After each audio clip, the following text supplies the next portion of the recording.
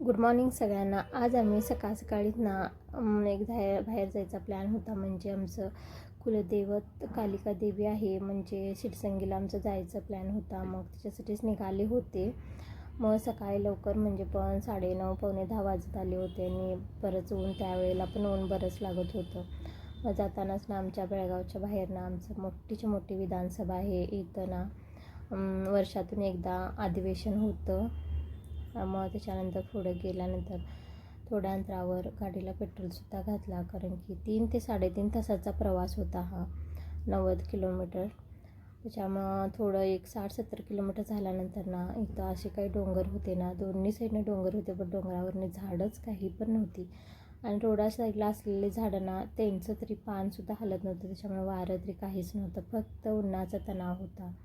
आणि इतकं ऊन लागलं ना, डोळे आपण झापत होते. मग जाऊन पोचल्यानंतर ना पहिल्यांदा मस्त कोल्ड्रिंक घेतले, जिरा असं घेतले म्हणजे थंड व्हायसाठी, आणि थोडं पिले आणि गार होऊन थोडं बसले. आणि नंतर मग पुढं गेले.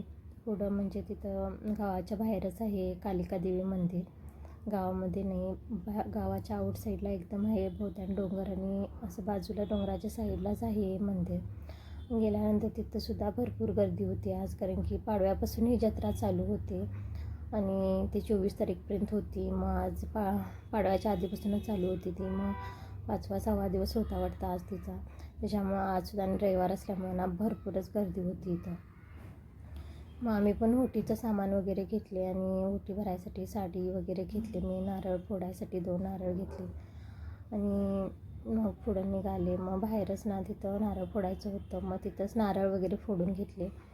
आणि कापूर उदबत्तीसुद्धा बाहेर घालायचं होतं, मग तिथंच घातले. आणि पाय इतके तापत होते ना, पाय असं ठेवायलाच होत नव्हतं, कारण पूर्ण सगळं उन्हाने फार गरम झालेलं होतं आणि त्याच्यामुळे पायसुद्धा ठेवायला होत नव्हतं. आणि बाहेरचं ना इतका मोठा आवाज होता ना, पूर्ण सगळं दगडी बांधकामच आहे. कारण की पहिल्याच्या लोकांनी कसं बांधलेत असणार असं विचार पडतं, कारण की मोठ्या छावण्या होत्या दगडाच्या आणि त्याच्यामध्ये सगळं बांधकाम होतं. आणि नंतर मग दर्शनासुद्धा सुद्धा इतकं बारी लांबून होते ना, म्हणजे 2-2.25 तास लागले आम्हाला दर्शनासाठी. 1:30 वाजता लागलेले ना, 3-3:15 वाजले आम्हाला. आणि इथं भरपूर गर्दी होती इथंसुद्धा. आणि एकच साईड असल्यामुळे ना, एकच बारी असल्यामुळे त्याच्यामुळे उशीर भरपूर गेला. आणि इथं मुंज कार्यक्रमसुद्धा चालू होते. मुंज कार्यक्रमसुद्धा करतात इथं, आणि इथं चालूसुद्धा होतं. आणि असं करत होते ना, पूर्ण लग्नाच्या ज्या विधी करतात ना तसं सगळं चालू होते. मग दर्शन वगैरे घेतलं आणि बाहेर पडलं. आणि देवीचं फोटो काढायला अजिबात परमिशन नव्हतं, त्याच्यामुळे फोटो काही घेतलाच नाही. मग बाहेर आल्यानंतर बाहेर होती भैरोबाची मूर्ती, तिथंसुद्धा दर्शन घेतले तिथं. आणि नंतर होती परशुरामची मूर्ती, पूर्ण पितळमध्ये होत्या या मूर्त्या. आणि मग बाहेर कालिका देवीचीसुद्धा मूर्ती आहे, तिचंसुद्धा दर्शन घेतले. आणि पूर्ण मंदिराचा जो कळस आहे ना, पूर्ण चांदीमध्येच आहे बरं का.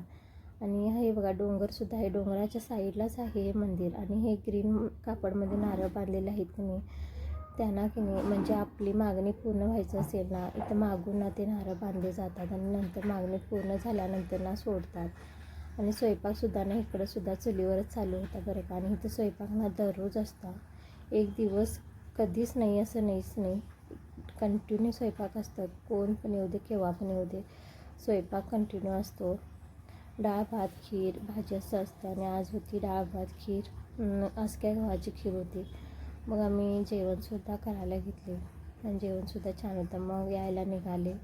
येताना वाटेत मग थोडी चहा प्यायचं, मग चहा प्यायला थांबले वगैरे. चहा वगैरे आम्ही पिलो. आणि बाळानंसुद्धा तिला मँगो ज्यूस पाहिजे होतं, ती मँगो ज्यूस घेतले आणि पुढं आणि प्रवास चालू केले.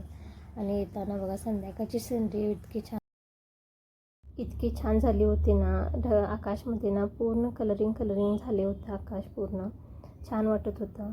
आणि किती पण कामं असू दे, किती पण काय असू दे, कामं तरी कायमचीच असतात. वर्षातून एकदा तरी ना कुलदेवीचं दर्शन नक्की